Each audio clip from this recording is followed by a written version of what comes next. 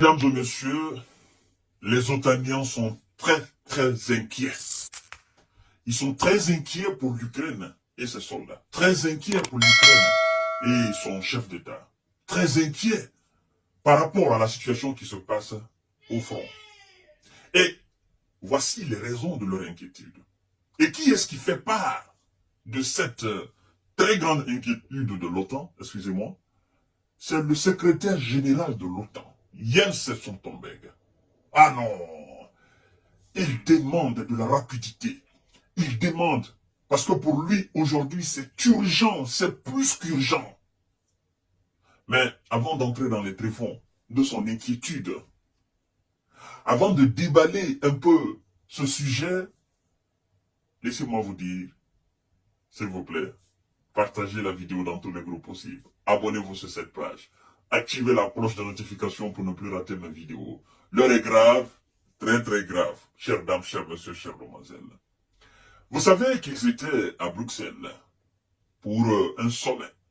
Eux qui ont toujours des sommets extraordinaires. Cette fois-ci encore, depuis d'ailleurs le début de cette situation en Ukraine, tous les sommets de l'OTAN, n'est-ce pas, sont consacrés uniquement sur le dossier ukrainien. Et mais jusqu'à présent, avec ces multitudes de sommets, jusqu'à présent, ils n'arrivent pas à trouver un véritable moyen, une véritable stratégie afin de repousser les Russes, chasser tous les Russes du territoire en Ukraine. C'est dommage. Sommet sur sommet. Mais ça ne change rien. Appel sur appel.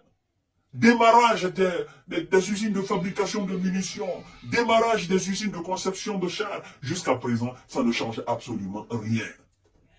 Ce sont alors des sommets vains, des sommets inutiles, des sommets qui n'apportent absolument rien à M. Zelensky. Et il en a marre de cette situation. Il veut que ça change, chers dames, chers messieurs, chers demoiselles.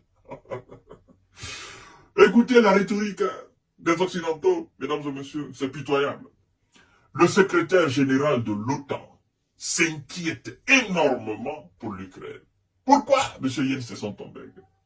Le secrétaire général de l'OTAN, Jens Stoltenberg, n'a pas caché mercredi son inquiétude quant à la situation sur le front en Ukraine, demandant aux alliés encore une fois de rapidement répondre aux besoins urgents de ce pays en munitions, artillerie et surtout en moyens de défense anti-aérien.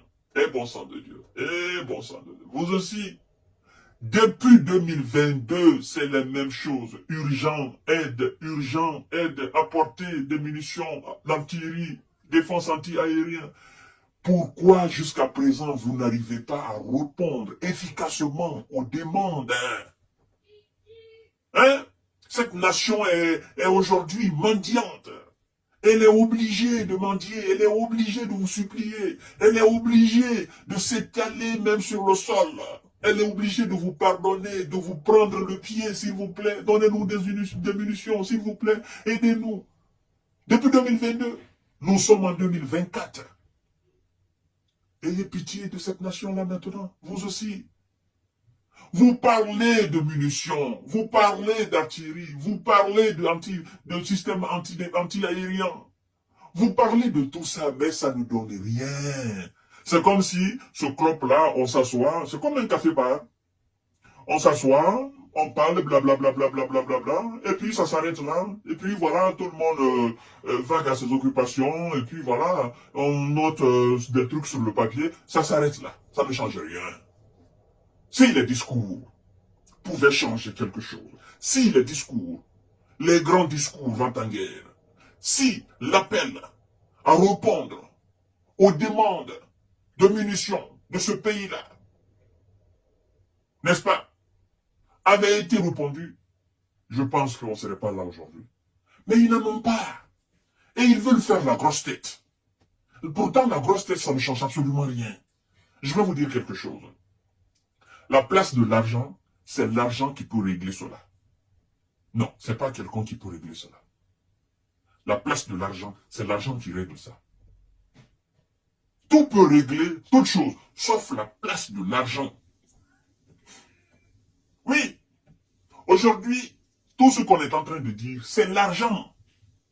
Parce que pour acheter des chars, pour acheter des munitions, pour acheter des obus, c'est de l'argent. Sortez cet argent-là maintenant et achetez, donnez à gogo, donnez en grande quantité à ce pays-là. Quand vous parlez de rapport de force, c'est l'argent. Vous êtes des créateurs d'argent. Vous êtes des fabricants d'argent. Hein? Vous êtes même des marchands d'argent. Alors faites sortir l'argent et achetez des munitions, s'il vous plaît. Pour que, enfin, on puisse constater ce grand rapport de force sur le terrain. Vous n'avez pas à vous inquiéter, parce que si vous êtes inquiet, maintenant, Zelensky va devenir quoi? Hein? Que deviendront les soldats ukrainiens sur le terrain? Si vous, les responsables, les hauts responsables de l'État, vous inquiétez, tant comme ça, là, qu'est-ce que les soldats vont venir? Ces soldats diront alors, c'est fini pour nous. C'est nous, dans les conditions normales, on doit s'inquiéter. Mais ceux qui sont censés nous fournir en munitions, eux, ils sont plus inquiets que nous parce qu'ils n'en ont pas. Mais c'est fini pour nous, c'est pris, on arrête. C'est ça, en fait. C'est lui qui est censé t'aider. Si ce dernier te dit, ah, là où aujourd'hui, vraiment, moi, j'ai chaud, ah, c'est que c'est fini, il n'y a pas d'espoir pour toi. C'est ce qu'on est en train d'assister. Et continue, M. Jens Stoltenberg, et continue peut-être partager la vidéo dans tous les groupes possibles, s'il vous plaît. Écoutez ce qu'il dit. Là même les territoriques. Écoutez bien. Les troupes russes sont prêtes à des pertes considérables pour les gains territoriaux minimes, avec très peu de respect pour la vie humaine, a-t-il relevé. C'est pourquoi la situation sur le front est si difficile, a-t-il martelé. Les soldats ukrainiens doivent rationner les obus d'artillerie qu'ils tirent face aux Russes, n'est-ce pas, faute d'en recevoir suffisamment, a-t-il en outre rappelé. Écoutez bien, mesdames et messieurs, nous sommes en guerre. Quand vous dites les Russes sont prêts à perdre, à des pertes considérables pour des gains minimes territoriaux, mais écoutez, vous parlez de quelle perte? Vous dites respect de la vie humaine. Vous parlez de quoi même? Les gens se sont préparés conséquemment. Ils sont venus pour une opération. Pensez-vous qu'eux, ils ne calculent pas ces pertes-là? Mais ce n'est pas leur objectif. Leur objectif, c'est ce qu'ils sont en train de faire sur le terrain. C'est ça, c'est la grande différence entre vous qui avez le respect ou vous qui prétendez avoir le respect pour la vie humaine et ceux qui ne l'ont pas. C'est la grande différence entre vous. Écoutez-moi, je vais vous dire quelque chose. Russes ou Ukrainiens, aucun de vous n'a le respect pour la vie humaine. C'est ça la réalité.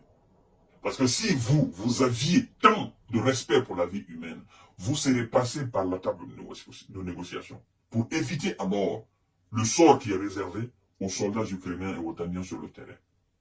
Si vous étiez très respectueux des droits de l'homme, vous étiez très respectueux pour la vie humaine, vous feriez autre chose que la Russie est en train de faire sur le terrain. Mais puisque vous êtes dans le même carton, ben vous faites la même chose que lui. La différence entre vous, c'est que lui, il a les gros moyens. Et vous n'en avez pas. Par contre, vous avez les gros discours. Or, les gros discours, ça ne change rien sur le terrain.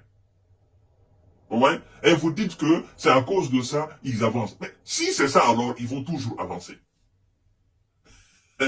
Parce que c'est quand même frustrant, toutes ces déclarations. Si la Russie perdait autant sur le terrain, on ne serait pas là aujourd'hui avec les soldats russes. On ne serait pas là. Parce qu'à un moment donné, on nous a dit, oh non, la Russie est en train de perdre 5 000 hommes, 4 000 hommes, 1 000 hommes, 2 000 hommes, 3 000 hommes sur le terrain. Mais depuis tout ce temps, depuis 2022 jusqu'à aujourd'hui, elle a alors perdu combien? Si elle perdait 5 000, 4 000, 3 000, 2 500 hommes par jour, elle a perdu combien alors? Peut-être que la population russe sera complètement décimée. Mais c'est faux. C'est parole de faible. Alors, chers dames, chers messieurs, chères demoiselles, ils sont très inquiets. Ils ne savent plus où mettre la tête. Partagez la vidéo dans tous les groupes possibles. Abonnez-vous sur cette page. Activez la cloche de notification pour ne plus rater mes vidéos. À tout à l'heure pour notre série d'informations de décortiquage. Merci beaucoup. Abonnez-vous aussi sur mon compte, sur ma chaîne YouTube.